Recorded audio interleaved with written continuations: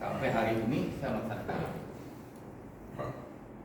dan itu sangat luar biasa sekali sholat ini. Jadi malam saya sampaikan dalam share itu, percuma kita mencintai Allah, tapi tidak ada momen percintaan kita dengan Allah.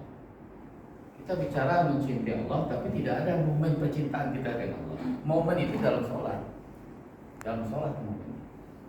Nah sekarang kita bahas sholat ini ada 3 hal yang berperan di sana. Jadi kan jangan kita mentang-mentang kita orang tasawuf, hanya rasa melulu. Sholat itu hanya rasa saja yang dipentingkan. Padahal yang pertama kerangka, kita punya kerangka, tubuh kita, fisik kita, biologis kita. Maka kerangka ini pun harus menyembah. Dan kita punya ruh itu pun harus menyembah. Dan kita punya nurani pun harus ikut menyembah. Kan nurani itu sifat menyembahkan zat. Jadi ketika kita ibadah, sholat, maka perwakilan daripada penyembahan jasad kita adalah rukuk dan sujud tersebut. Maka wajib ada rukuk dan sujud. Gak ada eling aja gak ada. Jadi rukuk dan sujud itu sebagai simbol penyembahan kita kepada Allah. Maka wajib kita rukuk dan sujud. Kemudian yang kedua, yang sering dilupakan orang, ketika baca sholat, banyak kita itu baca sholat dalam hati. Apalagi kan kalau kita berimam berjemaah, kita kan mengandalkan bacaan imam.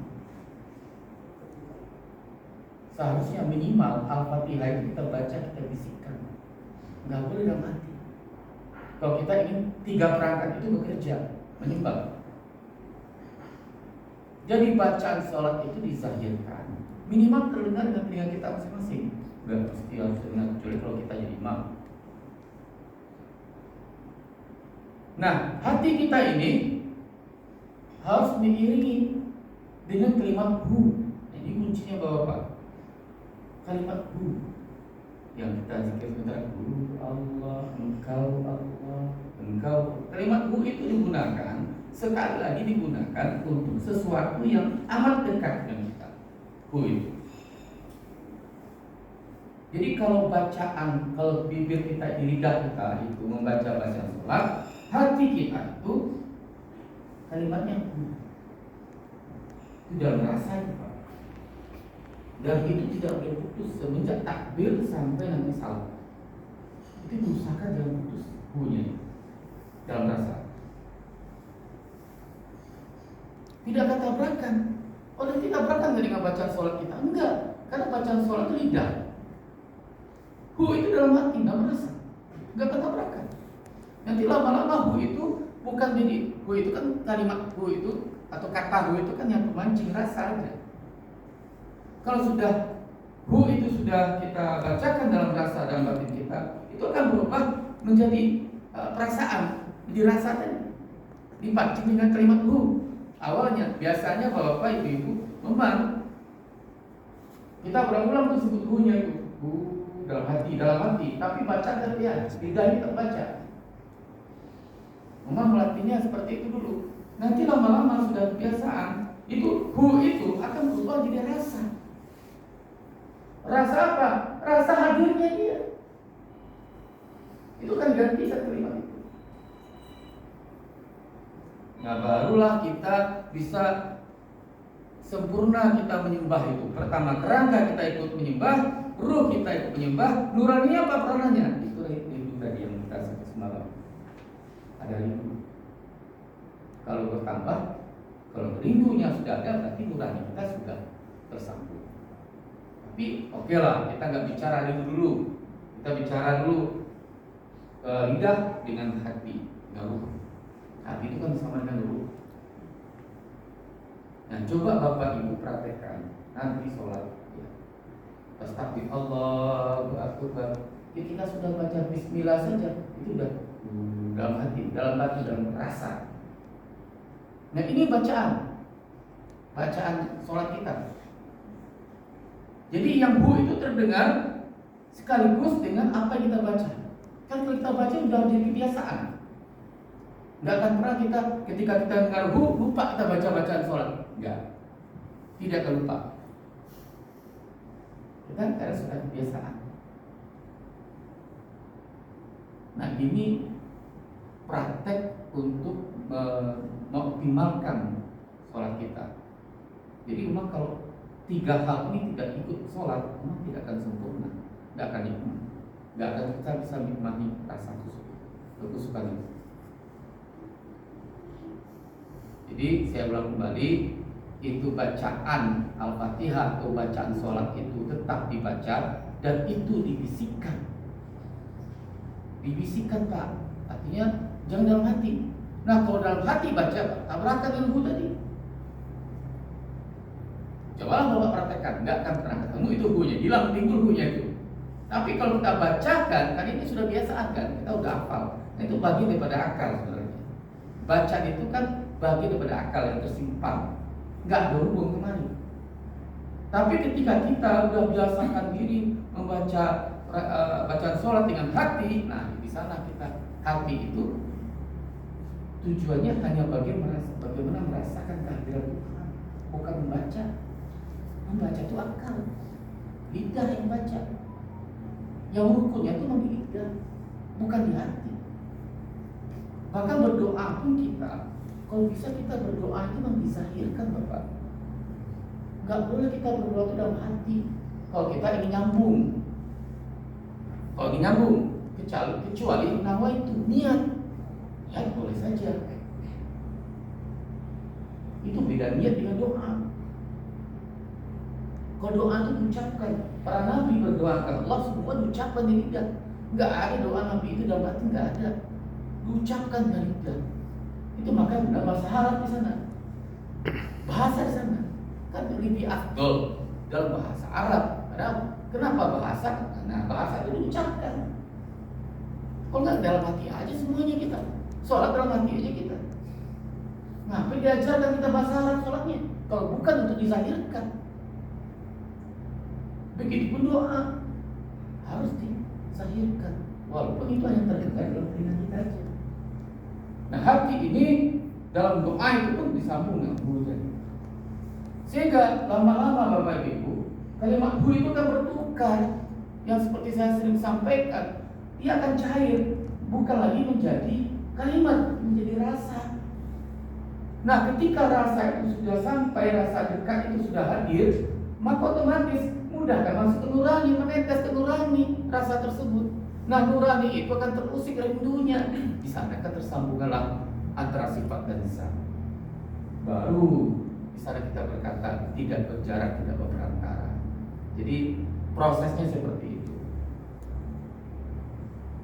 Coba ini sederhana, tapi ini insya Allah sangat bermanfaat. Saya hidup sampai hari ini, jadi saya praktekkan, nggak ada lagi di atas itu. Nggak ada nggak rumus lain, nggak ada. Hanya sederhana itu aja, nggak ada rumus. Bedanya ketika kita sudah ada yang orang hanya sekedar kalimat hu saja, dalam ada yang sudah rindunya sudah muncul. Nah kalau itu sudah muncul, itu tak perlu kalimat hu, itu otomatis. Nah, dia mengarahkan pandangan. Rindu itu akan mengarahkan pandangan kepada kekasihnya. Hati ini sudah tahu siapa Tuhannya, siapa dirinya, dan dia bisa tunjukin mana Tuhannya dan mana dirinya. Kalau ada rindu, tapi kalau nggak ada rindu, praktikkan cara seperti ini agar memudahkan, agar lebih memudahkan kita untuk menikmati sholat. Jadi memang ada 3 hal. Yang pertama adalah mewakili jasad, mewakili hati, mewakili nurani. Nah ini bacaan. Kalau ini itu rasa, ini bacaan sholat. Nah ini rindu di sini. Kalau ini kalimat tadi rindu. Kalau ini bacaan sholat. Ini harus ikut Pak, 3-3 ini. memang ini apa jalurnya. Gak bisa kita tinggalkan, tiga ini gak boleh kita tinggalkan. Kita hidup di dunia ini. Pas ada perwakilan dunia kita, jasad kita untuk menyembah ke Allah. Kita punya hati, punya ruh, ada perwakilan untuk menyembah dengan kalimat hu ini. Ini kalimat hu ini hanya pemancing saja agar nanti dia berubah jadi rasa, Pak. Hu itu kan dia, engkau. Dia itu kita peruntukkan kepada orang atau sesuatu yang dekat, nggak mungkin sesuatu yang jauh. Kenapa nggak Allah di sini? Karena yang hu itu kita sudah yakin seyakin-yakinnya bahwasanya Allah itu lebih dekat kepada urat leher kita. Kan udah yakin kita itu. Kenapa kita nggak pede mengatakan hu? Dia yang dekat itu. Tapi kalau kita nggak yakin dia dekat, ya ngapain kita baca hu lagi? Allah kalimatnya. Itu orang yang belum yakin tuh. Belum yakin akan Allah itu tidak berjarak, tidak berperantara dengan dirinya. Tapi kalau kita sudah yakin semuanya apa yang dikatakan Al-Quran, dikatakan Allah dan Al-Quran, sudah kita pakai hu.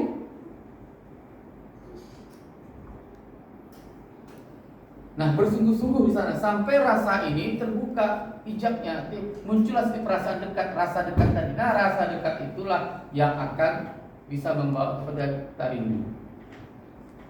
Nah, baru kita masuk wilayah nurani. Nah, orang sekarang ini penyembahnya hanya di sini aja. Dia menyembah Tuhan, sholat itu masih menyembah jasadnya aja, menyembah Tuhan. Dia dapatkan pahala, tepat. Tetap dapat pahala. Bacaan sholat, bacaan Quran dapat pahala. Tapi ini enggak ikut. Hatinya ikut sholat. Makanya dudukkanlah sesuatu itu pada tempatnya. Ketika kita sholat, jasad ini membaca, bacaan dizahirkan. Kalau hati ini jangan lagi baca, ini dibatinkan, dibaca dalam hati, enggak pada tempatnya. Yang hati ini biar dia merasakan dekat dengan Allah. Jalannya apa? Pakailah kalimat hu ini untuk memancing saja sampai muncul rasa dekat. Nah, baru kalau sudah muncul rasa dekat, barulah kita dikatakan hati ini ikut menyembah, ruh juga ikut menyembah kepada Allah. Sekarang enggak banyak jasad aja menyembah, ya hanya pahala didapat. Enggak akan bisa dia menolak jasad, tidak akan sholat tidak akan bisa menolak maksiat lagi. Tidak ada kekuatan sholat itu menjadi pertolongan kita. Hanya sekedar bayar utang aja. Nah, apalagi kalau udah sholat udah ikut nurani sholat. Kalau sifatnya sudah menyembahkan zatnya, berpulang kepada zatnya, inilah yang mi'raj. Ini udah take off ini ibaratnya.